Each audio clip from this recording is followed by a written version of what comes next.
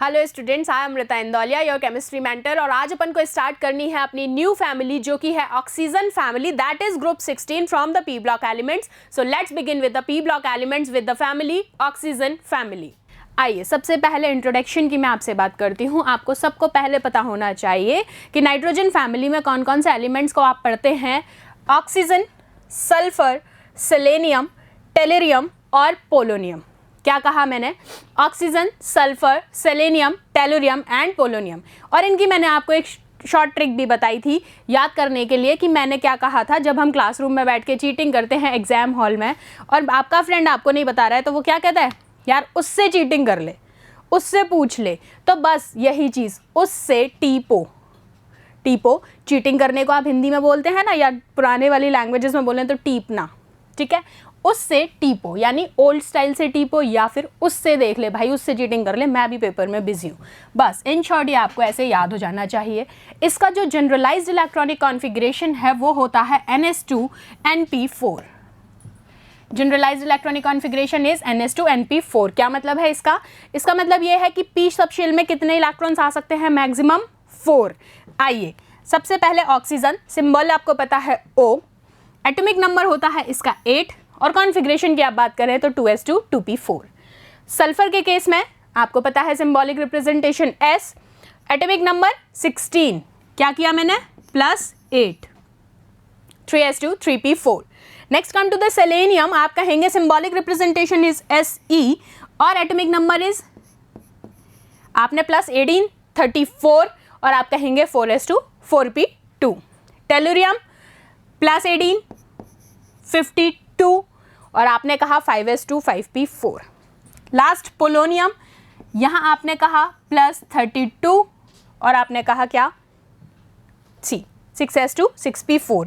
अब ये आपको पता है कि ये क्या है? एक रेडियो एक्टिव मेटल। क्या है ये? रेडियो एक्टिव मेटल है। जबकि इन दोनों के लिए मैं अगर कहूँ तो आप कहेंगे ये क्या है? नॉन मेटल्स हैं।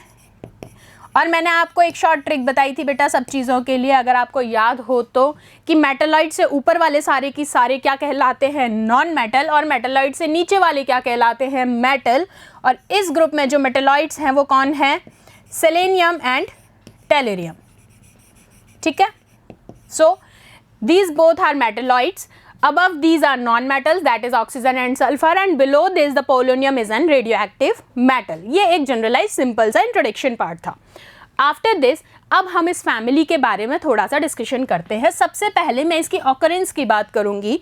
ऑकरेंस में बेटा आपको ये पता होना चाहिए कि इसी ऑक्सीजन फैमिली को आप एक और नाम से जानते हैं, that is chalcogen family. What I said? Chalcogen family. Generalised electronic configuration is NS2Np4। अब oxygen, sulphur, selenium, tellurium and polonium, इसकी बात अभी करेंगे। उसके बाद फर्दर डिस्कशंस में हम इसको बहुत ही कम यूज लेंगे। क्यों? Because it is an radio active metal, ठीक है। तो ऑक्सीजन क्या है? इसकी ऑकरेंस की मैं बात करूं तो ये most abundant earth crust non metal है। सल्फर क्या आप कहेंगे? ये कहाँ पाया जाता है? Volcanic deposits. क्या मतलब है इसका? आप कहते हैं जो ज्वालामुखी, जिनको आप कहते हैं जब वो फटते हैं, वॉल्केनिक एक्सप्लोजन्स होते हैं, तब क्या होता है? सल्फर पाया जाता है। नेक्स्ट आप कहेंगे selenium and tellurium. Selenium and tellurium ये दोनों ही सल्फाइड्स के ही तरह पाए जाते हैं, फाउंड एज देयर सल्फाइड्स उस फॉर्म में। जबकि पीओ क्या है? रेडियो एक्टिव मेटल है। इसका क्या होता है? जब डिको होता है रेडियो एक्टिव डिके, तब इसका फॉर्मेशन होता है। So it's in simple occurrence of the oxygen family of group 16। आइए जनरल प्रॉपर्टीज पढ़ते हैं। सबसे पहले क्या है? अब atomic size, ionic radii, density और इलेक्ट्रोपॉजिटिव नेचर। मीन्स आपको इन चारों में से किसी के लिए भी पूछ लिया जाए, क्या क्या?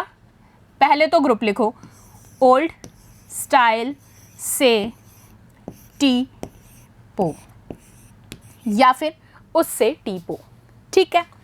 ऑक्सीजन है ये। क्या मुझे बार बार लिखने की ज़रूरत नहीं है? वो एक बार ही लिख रही हूँ, आपको तो याद है क्योंकि, तो बस एक बार और बता देती हूँ जिन्होंने नहीं देखा है, ठीक है। And this is polonium. चलिए, हाँ, तो मैंने कहा एटॉमिक साइज हो, आयनिक रेडियाई हो, डेंसिटी हो या electropositive nature, while you are moving down the group, while you are moving down the group, they all increases. Why they all increases? Because as you are moving down the group, the number of shells increases as per their electrons. Electrons बढ़ रहे हैं, number of shell वही पुरानी बातें, क्या घर में बंगला, बंगले में कमरे, कमरे बढ़ेंगे। फिर बॉन्ड एसोसिएशंस जिन पे हम रेडियाई की बात कर लेंगे, डेंसिटी ऑब्वियसली कमरे बढ़ रहे हैं, अपना स्पेस बढ़ रहा है, और इलेक्ट्रोपॉजिटिव नेचर उतना ही ज़्यादा वो क्या होगा, स्ट्रॉन्ग होगा। बस ओवरऑल ये सारे के सारे कैरेक्टर्स क्या होते हैं, डाउन द ग्रुप इंक्रीज होते हैं।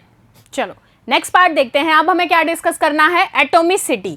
अब एटोमिसिटी के अंदर सबसे पहले आपको जो बात याद रखनी है वो ये रखनी है कि एटोमिसिटी, पहली चीज़ तो टर्म का ही मतलब क्या है कि कोई भी एटम कितनी नंबर्स में कंटेन कर रहा है स्पेशीज को, सेम को, that is the atomicity for that particular atom.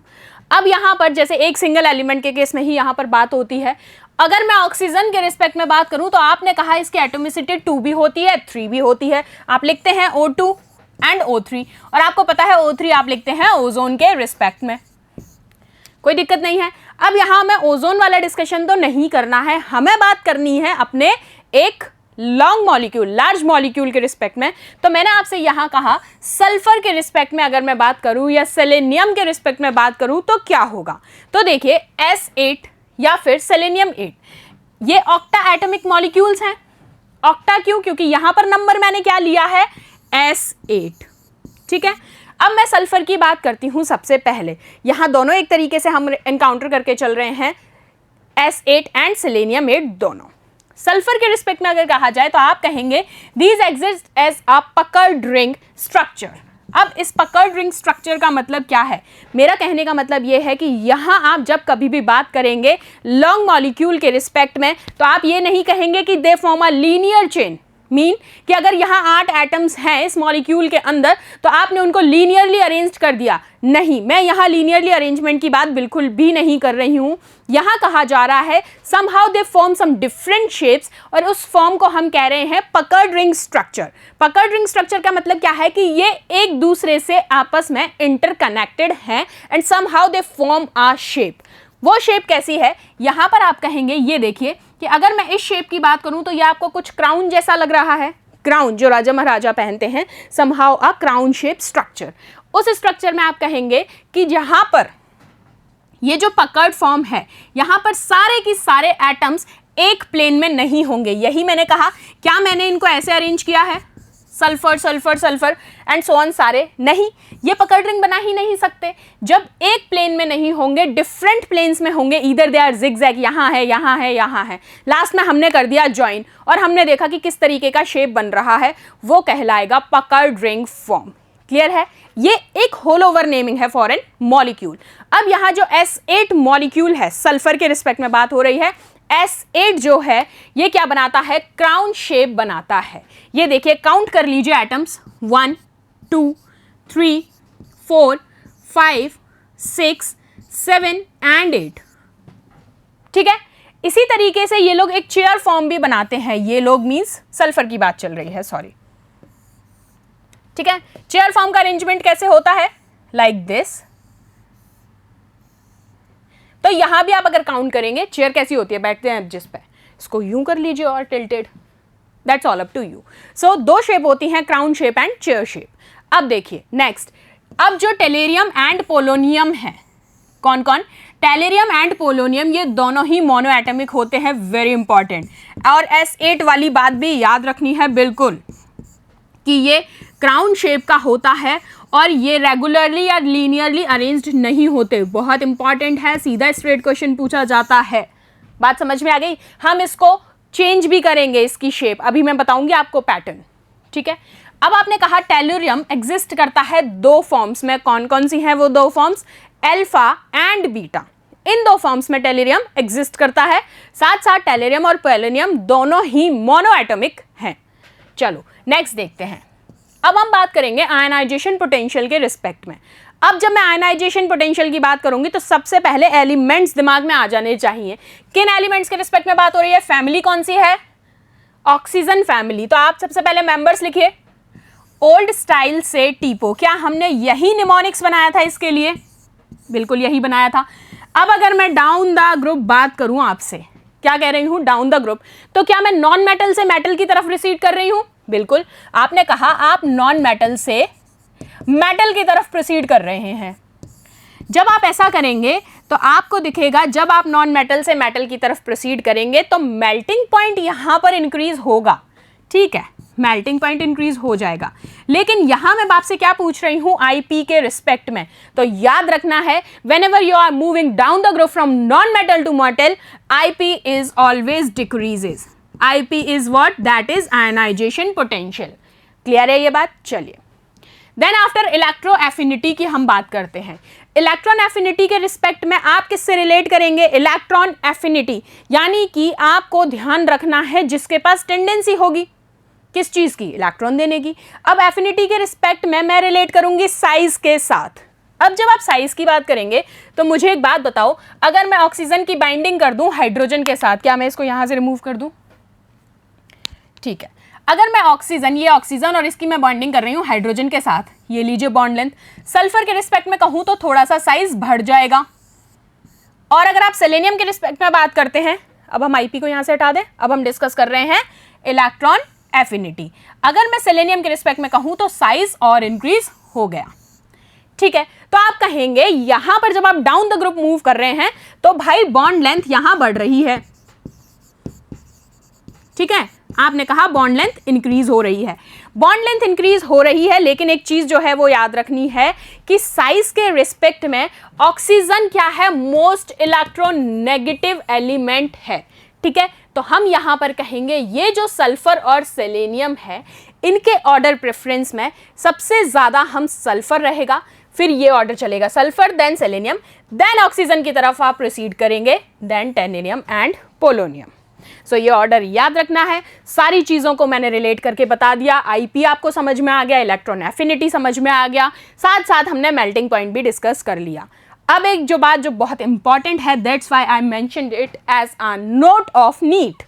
तो आप कहेंगे नोट ऑफ नीट आपसे कहता है कि पोलोनियम जो है एक रेडियो एक्टिव एलिमेंट है, that's why we are not counting it an any properties, not in any, not in every property, ठीक है। तो हम कुछ स्पेसिफिक प्रॉपर्टीज में ही इसको डिस्कस करेंगे, सब में हमें इसे नहीं पढ़ना है क्योंकि रेडियो एक्टिव एलिमेंट्स का डिस्कशन हमारे एग्जाम में बहुत ही लिमिटेड है और जितना है हम उसे कवर करते जा रहे हैं। सो याद रखना है polonium is a radioactive element. और याद आ गया होगा वो एक एग्जाम्पल भी मैंने बताया था, पोलोनियम 210 वाला, जिसको पॉइजन कहते हैं, ठीक है। चलिए next, after this come to oxidation state. अब ऑक्सीडेशन स्टेट आपको इस फैमिली के पूरे याद रखने हैं कि कौन कौन से स्टेट में एग्जिस्ट करता है। तो जो ऑक्सीजन है वो -2 से +2 में एग्जिस्ट करता है, सल्फर -2 +2 4 एंड 6 में एग्जिस्ट करता है, सेलेनियम का भी सेम कॉज है, tellurium is also, but polonium जो है वो 2 और 4 दोनों ही प्लस इस स्टेट में ही एग्जिस्ट करेगा। हाँ जी, ऑक्सीडेशन स्टेट के ऊपर बिल्कुल क्वेश्चंस आते हैं, इसीलिए यहाँ मेंशन किए हैं इनके सारे existing most stable oxidation states. Clear है? चलो next, after this come to the melting point. अभी मैंने आपको बताया मेल्टिंग पॉइंट का कॉज, जब नॉन मेटल से मेटल की तरफ प्रोसीड कर रहे हो आपको पता है मेल्टिंग पॉइंट इंक्रीज होगा, आईपी डिक्रीज होगा। ये लीजिए, ऑक्सीजन टू टेलुरियम, पोलोनियम हमें साउंड नहीं करना है because it is an radioactive element. अब एक और नोट ऑफ नीट, तो नोट ऑफ नीट आपसे क्या कहता है, ये कहता है कि melting point of polonium is less than tellurium. No issues. चलिए next, after this come to the next point, that is allotropy and allotropic forms. अब ये देखिए एलोट्रॉपी और एलोट्रॉपिक फॉर्म्स क्या कहती हैं आपसे, ऑक्सीजन के अंदर 2 एलोट्रॉप्स पाए जाते हैं। अभी मैंने कहा एलोट्रॉपी और एलोट्रॉपिक फॉर्म का मतलब क्या है कि कोई भी मॉलिक्यूल या एटम और कितने फॉर्म्स में एग्जिस्ट करता है उन्हीं को उनका एलोट्रॉपी फॉर्म्स कहा जाता है। जैसे हमारा ऑक्सीजन भाई साहब 2 फॉर्म में एग्जिस्ट करते हैं, कौन कौन से हैं, O2 and O3। The type of allotropy को आप कहते हैं मोनोट्रॉपी, ठीक है। इसको आप क्या कहते हैं, मोनोट्रॉपी। लेकिन सल्फर के अंदर याद रखना है, sulphur has a number of allotropic forms, आपने अभी डिस्कस किया था S8। The most common is rhombic sulphur, monoclinic sulphur, plastic sulphur and colloidal sulphur. Oxygen के रिस्पेक्ट में तो आपको पता है it's simply in the monotropy form, ठीक है। लेकिन सल्फर के रिस्पेक्ट में इसकी बहुत सारी फॉर्म्स होती हैं। जैसे जैसे आप नेक्स्ट स्टेट पे कन्वर्ट करते हैं आप देखते जाएंगे शेप्स के अकॉर्डिंग और उनके एटम्स के अकॉर्डिंग कि ये कौन सी फॉर्म में एग्जिस्ट करेगा। मोनोक्लिनिक है, रोम्बिक है, प्लास्टिक है, कोलॉइडल है एंड सो ऑन। तो चलो देखते हैं। अब ये देखो S8 मॉलिक्यूल अभी आपसे डिस्कस किया था, क्राउन स्ट्रक्चर वाला, होपफुली याद आ गया होगा राजा महाराज। ये कितने हैं, S8। अब ये जो S8 मॉलिक्यूल है, चलिए इसको अगर मैं एक अलग फॉर्म में शेप कर दूं, यही 8 मॉलिक्यूल्स को मैंने ऑक्टाहेड्रली अरेंज कर दिया। ऑक्टाहेड्रली अरेंज किया मैंने, उसको नेम दे दिया और एक नेम से रोम्बिक सल्फर। ये बहुत ही इंपॉर्टेंट है, एग्जामिनर का फेवरेट है कि रोम्बिक सल्फर से मोनोक्लिनिक सल्फर में कैसे चेंज करते हो या फिर मोनोक्लिनिक से रोम्बिक में कैसे चेंज करते हो। तो याद रखना है टेम्परेचर रेंज, ठीक है। आपने कहा अगर रोम्बिक से मोनोक्लिनिक में चेंज कर रहे हो, इसके भी 2 पैटर्न है क्वेश्चन के। क्या, एक नेम तो ये पूछा जाएगा रोम्बिक टू मोनोक्लिनिक, दूसरा इसका नेमिंग पूछा जाएगा octahedral to needle shaped crystal, ठीक है। किसी भी नेम से पूछ ले आपको दिक्कत नहीं आनी चाहिए क्योंकि आपने सारा पढ़ा हुआ है। तो आप कहेंगे रोम्बिक से मोनोक्लिनिक में चेंज करेगा तो टेम्परेचर रेंज होना चाहिए above 369 kelvin temperature. What I said, 369 kelvin temperature से ज्यादा होगा तो क्या होगा, रोम्बिक से मोनोक्लिनिक में चेंज कर जाएगा। और देखो इसको याद करने का पैटर्न बताऊं जो मैंने बचपन से एक ही रखा है, 3 1 जा 3, 3 2 जा 6, 3 3 जा 9, 3 की टेबल, और वो भी 3 तक, 3 की टेबल 3 तक, 3 1 जा 3, 3 2 जा 6, 3 3 जा 9। इस टेम्परेचर से ऊपर होगा तो क्या होगा, रोम्बिक से मोनोक्लिनिक, और इस टेम्परेचर से बिलो रेंज होगा तो मोनोक्लिनिक से रोम्बिक। खत्म बात, इतनी सी बात याद रखनी है। और मोनोक्लिनिक को आप कहते हैं निडल शेप्ड और रोम्बिक वाले को आप कहते हैं ऑक्टाहेड्रल, ठीक है। चलो नेक्स्ट देखते हैं। इसके बाद बात करते हैं कुछ केमिकल प्रॉपर्टीज को लेके। अब केमिकल प्रॉपर्टीज में सबसे पहले डिस्कस करेंगे अपन H2 के साथ रिएक्शन। किसके साथ, H2 के साथ। तो ये लो मैंने यहां लिख दिया एलिमेंट्स, यही हमारी सीरीज है ओल्ड स्टाइल से टीपो वाली, और यहां अब हम कराएंगे रिएक्शन H2 के साथ। अब मैंने ऑक्सीजन की रिएक्शन करवाई H2 के साथ तो आपको पता है वाटर मॉलिक्यूल बन गया। सल्फर के साथ कराई, आपने कहा H2S बन गया, हाइड्रोजन सल्फाइड। और इसकी स्मेल जो होती है H2S की, सड़े हुए अंडों जैसी स्मेल होती है। कभी ट्राई कर लेना, अगर मन है कि सड़े हुए अंडे की स्मेल कैसी होती है ये जानना है, या फिर ये जानना है कि H2S की स्मेल कैसी होती है, जो भी जानना है उसके लिए काम करना, मार्केट जाना, मार्केट से कुछ अंडे लाना और उन्हें सड़ाना घर में रख के काफ़ी दिन तक। जब घर में एक अलग सी स्मेल आएगी ना, एक वो जो अब तक फ्रेशनर वाली आ रही थी उसकी जगह ये फ्रेशनर की स्मेल आएगी, मम्मा घर से सीधा बाहर निकाल देंगी, तब आपको पता चल जाएगी कि किसकी स्मेल है, ऑर्डर ऑफ रॉटन एग्स। चलो नेक्स्ट, अगर आप इसकी सेलेनियम से रिएक्शन कराते हैं तो आपको पता है क्या बन जाएगा, H2Se। सेम ऐसे ही टेलेरियम से करा दो, पॉलिनियम से करा दो। फिर याद रखो, बार बार कह रही हूं, पॉलिनियम क्या है, रेडियो एक्टिव एलिमेंट। चलो अब यहां देखो नीचे एक इंपॉर्टेंट पॉइंट लिखा है मैंने तुम्हारे लिए। क्या लिखा है वो, एसिडिटी इंक्रीज होगी due to greater stabilization of conjugate base. हाँ जी, बहुत इंपॉर्टेंट है। किस वजह से एसिडिटी इंक्रीज होगी, क्योंकि यहाँ पर कॉन्जुगेट का स्टेबलाइजेशन बहुत ज़्यादा है, कॉन्जुगेट बेस का। जस्ट बिकॉज ऑफ दिस यहाँ एसिडिटी क्या होगी, इंक्रीज हो जाएगी। चलो नेक्स्ट प्रोसीड करते हैं। नेक्स्ट रिएक्शन करवा रहे हैं अब O2 के साथ। पहले हमने H2 के साथ देख ली, अब O2 के साथ करा दो, क्या दिक्कत है। चलो ऑक्सीजन की रिएक्शन ऑक्सीजन के साथ कराओ, पॉसिबल है क्या, नहीं होगी। सल्फर के साथ बिल्कुल होगी, ये लो SO2 एंड SO3 दो फॉर्म्स। सेलेनियम के साथ सेलेनियम ऑक्साइड बन गया, टेलेरियम ऑक्साइड बन गया, लेकिन पॉलिनियम के साथ नहीं होगी reaction, no reaction. Same in this case. तो एग्जामिनर्स प्रिय क्या हो जाता है, कई बार अगर मैं वहां पर कर दूं ये चीज़ें, तो ये चीज़ होती है कि ये तो तुम सबने पढ़ा ही होगा, नो रिएक्शन वाला पूछ लेते हैं, ठीक है। अब यहाँ एक और चीज़ याद रखनी है, चलो SO2 जो है, दिस SO2 सल्फर की रिएक्शन कराई थी ऑक्सीजन से, तो ये जो SO2 है ये रिड्यूसिंग एजेंट की तरह एक्ट करता है, ऑक्सीडाइजिंग की तरह नहीं करता। क्यों ये बताओ। चलो मैंने पूछा ये जो SO2 है ये रिड्यूसिंग की तरह ज्यादा एक्ट करता है रादर देन ऑक्सीडाइजिंग। बता दो, थोड़ा बहुत कोशिश करो, एक बार देखो इसको, दिमाग चलाओ। एक चीज बताऊं, क्या घूम रही हूँ ना मैं मस्त, क्योंकि मैं तुम्हें टाइम दे रही हूँ। इसका मतलब ये है, चलो टाइम देना वेस्ट है तुम्हारे लिए, वेस्ट नहीं है, मुझे पता है, you know all the answers, you are very intelligent, बहुत नॉलेज है। इतनी सी बात याद रखनी है कि SO2 क्यों एक्ट करता है, क्योंकि देखो बात चलेगी एल्कलाइन मीडियम में, याद रखना एल्कलाइन मीडियम में it acts as a reducing agent, क्योंकि क्या होता है जैसे ही ये एसिडिक मीडियम में आता है तो ये जनाब H2SO4 बना लेते हैं। एसिडिक मीडियम में आते ही ये क्या करता है, H2SO4 बना लेता है। अब आपको पता है H2SO4 बनाएगा तो क्या हो जाएगा, ये फटाफट से क्या करेगा, एसिडिक मीडियम में आते ही ये H2SO4 बनाएगा, जिसकी वजह से ये क्या करेगा, स्ट्रॉन्ग ऑक्सीडाइजिंग एजेंट की तरह एक्ट करेगा। ठीक है, क्लियर है। चलो नेक्स्ट, अब फॉर्मेशन ऑफ हाइड्राइड्स, हमने रिएक्शंस पढ़ ली, अब हमें पढ़ना है फॉर्मेशन ऑफ हाइड्राइड्स। कौन से ग्रुप के, 16 ग्रुप के हाइड्राइड्स। कौन सी फैमिली, ऑक्सीजन फैमिली। अब बड़े ध्यान से देखना, अब हम हाइड्राइड्स की बात कर रहे हैं तो एक तरफ मैंने एसिडिक कैरेक्टर्स की बात की है, एक तरफ रिड्यूसिंग कैरेक्टर की बात की है, और इन बिटवीन है आपके सारे की सारे एटम्स। तो पता होना चाहिए कि H2O है क्या, सिंपली वाटर है, ये कभी भी रिड्यूसिंग कैरेक्टर शो नहीं करेगा, it is an non reducing. ठीक है, इंपॉर्टेंट, ये लो, mention it in your notebook also.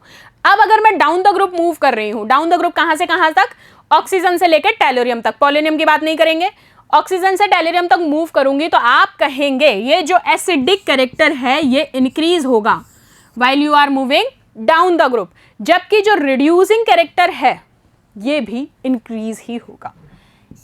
आप लोग कंफ्यूज क्या होते हैं कि आपके सामने जो क्वेश्चन देते हैं ना एग्जामिनर जी, वो किस तरीके से देते हैं कि आप पूरे घूम जाते हैं, वो लैंग्वेज इस तरीके से घुमाते हैं कि एसिडिक कैरेक्टर इंक्रीज हो रहा है और डाउन द ग्रुप आप मूव कर रहे हैं, और जबकि H2O की टेंडेंसी तो नॉन रिड्यूसिंग प्रॉपर्टी शो करता है, तो आप बताइए रिड्यूसिंग कैरेक्टर पे क्या फर्क पड़ेगा। आप इस लैंग्वेज को देख के ही घूम जाते हैं और आपका दिमाग चलता है भाई जस्ट रिवर्स होगा, बिल्कुल नहीं होगा, दोनों केस में ये इंक्रीज होगा। आगे बात समझ, चलो बहुत बढ़िया। अब रीजन क्या है, due to less bond enthalpy for HF bond dissociation. क्या होता है, बॉन्ड इंथैल्पी जो होती है इसकी बहुत ज़्यादा कम होती है, कौन से बॉन्ड के लिए, HF बॉन्ड डिसोसिएशन के लिए। चलो नेक्स्ट मूव करें, कर लेते हैं, बहुत सारा पढ़ना है आज तुमको। Then hydrides which are formed have H2Y formula where Y is the 6th group elements and oxidation state is +2। चलो एग्जाम्पल देखते हैं तब समझ में आएगा। आपने कहा H2O, ये तो एक्ट ही नहीं करती, न्यूट्रल हाइड्राइड है। ये देखो H2O के कितने फॉर्म्स हैं, इस तरीके से भी पूछा जा सकता है, क्या, न्यूट्रल हाइड्राइड। अब हम किस किस को यूज करेंगे, H2S, H2Se, H2Te, तीन ही रह गए। पोलोनियम रेडियो एक्टिव की वजह से हटा दिया और इसके अंदर तो कैरेक्टर ही नहीं है, तो ये हो गया न्यूट्रल हाइड्राइड। तो ये तीनों की तीनों एसिडिक नेचर के होते हैं, याद रखना। हर स्लाइड, हर पेज पे इंपॉर्टेंट टॉपिक नहीं पॉइंट है, हर पेज पे इंपॉर्टेंट पॉइंट कवर्ड है, हर पेज पे क्वेश्चन है, तो प्लीज़ बड़े ध्यान से देखो, याद करो। देखो मतलब मैं तुम्हारे लिए इतनी वो हो जाती हूँ ना कि मैं तुम्हें बार बार कहती हूँ बेटा पढ़ लो, क्योंकि हमारे मॉम डैड भी हमसे ऐसे ही कहते हैं। तो हमें किसी को निराश नहीं करना है, हमें अच्छे मार्क्स लाने हैं। बात समझ में आ गई, मार्क्स ले आना। एसिडिक नेचर के होते हैं कौन कौन, H2S, H2Se, H2Te। चलो next, H2O undergo strong intermolecular hydrogen bonding, तुम्हें पता ही है, ये तो पढ़ भी चुके हो। So exist in liquid state, कोई दिक्कत नहीं है। Then the least boiling hydride is H2S। Important, हर स्लाइड में कुछ ना कुछ है भाई। क्या कहा है, H2S, क्योंकि इसके अंदर नो हाइड्रोजन बॉन्डिंग नहीं होती इसके अंदर, कैसे होगी, दूसरा सल्फर है ना, इसके अंदर कोई हाइड्रोजन बॉन्डिंग नहीं होती, इसलिए क्या होंगे ये लीस्ट बॉइलिंग हाइड्राइड्स। ठीक है, चलो बढ़िया। चलो नेक्स्ट देखते हैं। The boiling point of these hydrides very from, याद रखना ऑर्डर पूछ लिया जाता है, बॉइलिंग पॉइंट का ऑर्डर बिल्कुल पूछा जाता है, हाइड्राइड्स के रिस्पेक्ट में बात चल रही है। H2O, H2S, H2ST और ये T सेम सीरीज है, कोई अब नॉर्मल बिहेवियर नहीं है, नॉर्मल बिहेवियर ही है, बस याद रखना है डिक्रीजिंग वे बॉइलिंग पॉइंट पूछा गया है। चलो नेक्स्ट, ठीक है, चलो नेक्स्ट देखते हैं, आ जाओ प्रॉपर्टीज। तो आप देखो, ये सबसे पहले आप देखोगे कि वोलेटाइल देखना है। इन शॉर्ट आपको पता है H2O और H2S में अगर मैं कंपेयर करूँ तो डाउन द ग्रुप इंक्रीज हो रहा है क्या, जैसे जैसे नीचे बढ़ रहे हो तो नीचे वाले एलिमेंट्स ज़्यादा वोलेटाइल है इन कंपेरिजन, क्योंकि ऑक्सीजन तो क्या है, इन शॉर्ट गैस ही तो है। H2S और टेलेरियम में आप देखोगे तो फिर इसे नीचे जा रहे हो, सो H2S जो है ये मोस्ट वोलेटाइल है इन बिटवीन दीज, किन के, H2O, H2S और H2TE, इन तीनों में ये सबसे ज़्यादा वोलेटाइल है। ठीक है, चलो ठीक है। नेक्स्ट, थर्मल स्टेबिलिटी की मैं बात करूं तो आप कहेंगे down the group it decreases, बिल्कुल डिक्रीज होगी यार, फॉर्म ही चेंज हो जाना है तो तुम क्या करोगे उसमें, इंक्रीज कैसे करोगे, down the group it decreases.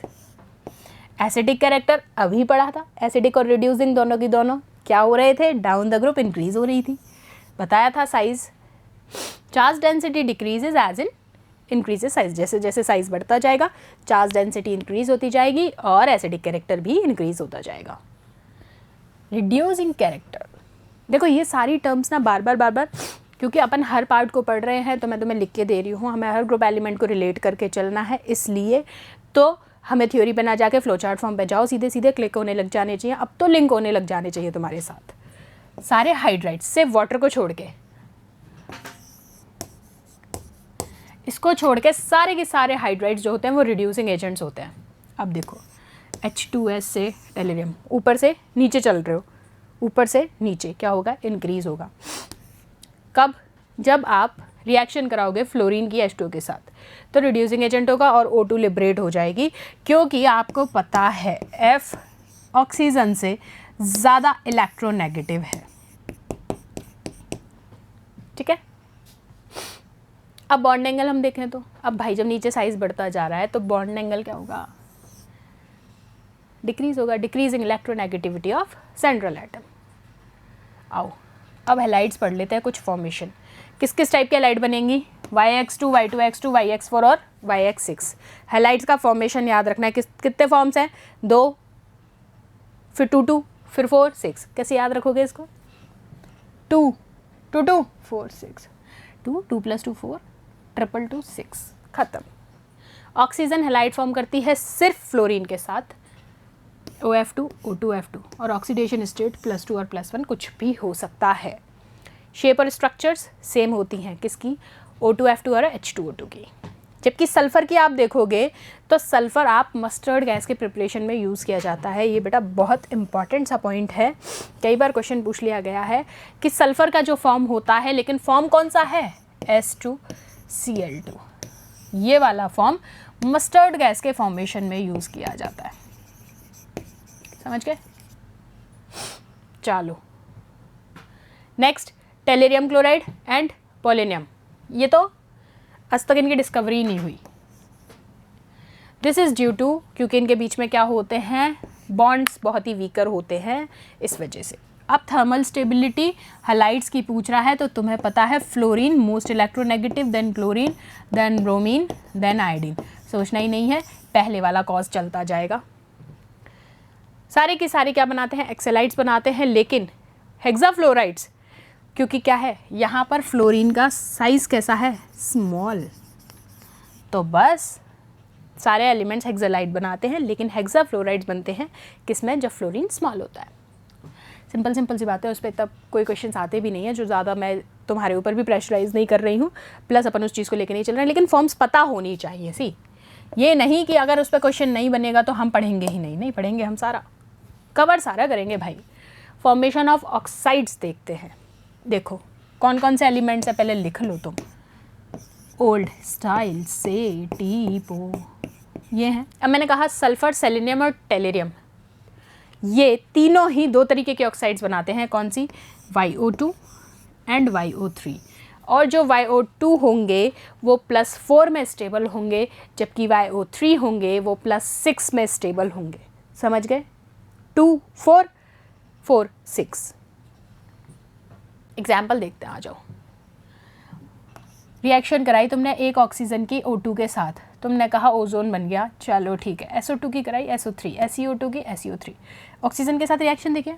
अब आपको पता होना चाहिए कि जो टेलेरियम होता है, ये ऑक्साइड जो होती है ये एम्फोटेरिक होती है, मींस दोनों ही एसिड और बेस की प्रॉपर्टीज़ रखता है। एग्जाम्पल का मतलब ही यहाँ पर क्या है, जो क्वेश्चन सीधा सीधा पूछा गया है कई बार आपसे एग्जाम में, वो क्या है? मोस्ट एसिडिक ऑक्साइड कौन सी है इन ग्रुप में? तो आप कहोगे SO3। समझ गए? कौन से ग्रुप में? Oxygen family, group 16, group 6, most acidic oxide, इनमें से कौन सी कहलाएगी? SO3। आ जाओ। Formation of oxy acids. Sulphur, selenium and टेलेरियम दो टाइप के ऑक्सी एसिड्स बनाते हैं। कौन से होंगे? या तो OUS या इक, अस एसिड या इक एसिड, दो ही तरीके के होंगे। अब देखो, सल्फर अगर बनाएगा तो H2SO3 या H2SO4, sulphurous acid, sulphuric acid. लिखूं मैं इधर? सल्फ्यूरस, और इसको आप कहेंगे सल्फ्यूरिक। ठीक है। सेलेनियम क्या आप कहेंगे? तो सेलेनियस और सेलेनिक। टेलेरियम की कहेंगे तो टेलेरस और टेलेनिक। आ जाइए। एक एसिड्स जो होते हैं वो ज़्यादा स्ट्रॉन्गर होते हैं अस एसिड से, क्योंकि इनकी एसिडिक स्ट्रेंथ वेरी करती है। इक वाले ज़्यादा कॉन्सेंट्रेटेड होते हैं। ये देखिए H2SO3, हमने ये एसिडिक स्ट्रेंथ लिखी है अस एसिड्स की। Sulphur, selenium then tellurium. देखो बहुत ही कॉमन सा बेसिक सा है, बहुत ज़्यादा इसमें हौश पौश या गिच पिच है नहीं जो तुम्हें इतना कंफ्यूज होना है। ये सबसे ऑक्सीजन फैमिली बहुत छोटा पार्ट है और बहुत इजी सा है। सिर्फ 4-5 चीज़ें तुम्हें याद रखनी है इसमें, इस पर बहुत वेरिएशंस नहीं है। सो ये ऑक्सीजन फैमिली का अभी तुमने फर्स्ट पार्ट कर लिया। नेक्स्ट पार्ट और पढ़ेंगे हम, उसमें हमें क्या पढ़ने हैं? इनके फैमिली मेम्बर्स, सारे की सारे। बहुत ईजी सा था ये, पढ़ लेना, याद कर लेना। चलो मिलते हैं नेक्स्ट सेशन में।